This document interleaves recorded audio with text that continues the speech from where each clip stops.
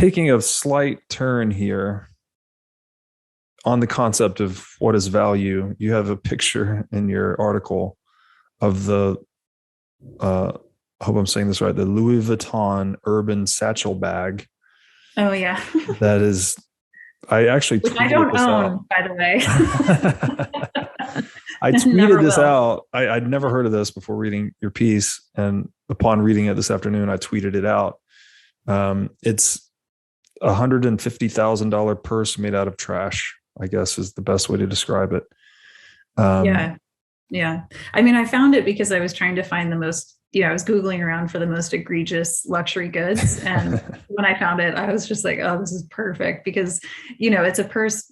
I mean, if you look at it, it's got a crumpled plastic bottle, a cigarette pack, Yeah. like gum wrapper, and they put it into a purse and they sell it for 150,000. And I was trying to make the point about Veblen goods and how, price is, that idea that sometimes price isn't necessarily about scarcity. Even it's just about the value of the good itself, and the sort of like collective narrative around it is the thing that drives the price. Yeah, the Veblen good is one in which demand increases as price increases. Is that right? Right. Yeah. So sort of the more expensive it is, the more desirable it is, simply because it's expensive. Yeah. So the value, quote unquote, value from the trash satchel bag over here is someone's just signaling, right? They're whatever they're signaling, their position in the hierarchy, or perhaps their own internally held values to wear a trash bag. I shouldn't say trash bag. It's not a trash bag. It's a purse made of trash. You got to see the picture. If you haven't seen it, just Google urban satchel bag. And you just make this great point that you also mentioned the $3.2 million diamond dog collar, where the price of an object can be massively inflated against the value of its utility. So that's a really deep, important point, that value is not utility either, which was probably the thing we would typically think it is. Right. And yeah, presumably, as you said, in a flood, famine, or apocalypse, trash purses are not very useful. I doubt they will be. Who knows? Maybe it is something I haven't considered. But yeah, and I mean, I think that's why I'm also really, because of my anti-monopoly framing too, I think a lot about power. And that's why I'm also interested in this notion that price might actually, in some cases, be more of a proxy for power, either the power of the buyer, so their economic power, because clearly they have a lot of disposable income they can spend on these things. And they want to signal, that is a form of power signaling. Or, in some cases, I also mentioned the piece, of course, oligopolistic companies that collude to raise the price of pharmaceuticals as an example, where the price is actually more representative of the market power of the selling firm.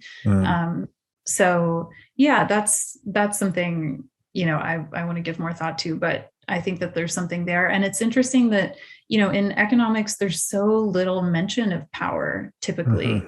And, I remember I was reading another book and the author said, power is one of those concepts that the social disciplines have covered for millennia, political history, sociology. And yet when it comes to economics, there's sort of this gaping hole of investigation of power, unless of course it's monopoly power. But in terms of like the dynamics of power asymmetries in markets, and that's where I also think, this idea of rational choice theory, I think also is so interesting in its avoidance of the idea that market participants don't come to the market as equal participants. The zip code you're born into, the country you're born into, the abilities, disabilities, the skin color, the gender, all of these things have a fairly significant impact on your ability to participate in markets from the get-go. And so the idea of rational choice really sort of papers over any of these power asymmetries that might be present in normal human interactions. Can you tell me a bit about rational choice theory? Actually, I'm not too familiar with it. Well, just the idea that, like, in an exchange, if you and I come together and I I have a cup and you have a trash bag, and I want to exchange that. That the only function that we're considering in that exchange is the goods that we want to barter for, or that we're making rational choices, essentially. Okay. Yeah. So this is the dictum that all economic actors are just super rational, not emotional. Right. Yeah. Okay. Yeah, exactly. That they're rational actors making choices for their own, for maximizing their own self-interest in every exchange, which, again, I think is just, it completely sort of ignores the majority of human experience, where I mean, if we were talking about Graeber before we started recording, but in his view, or he says, for most of human history, humans have been told that they're debtors. Well, that's right.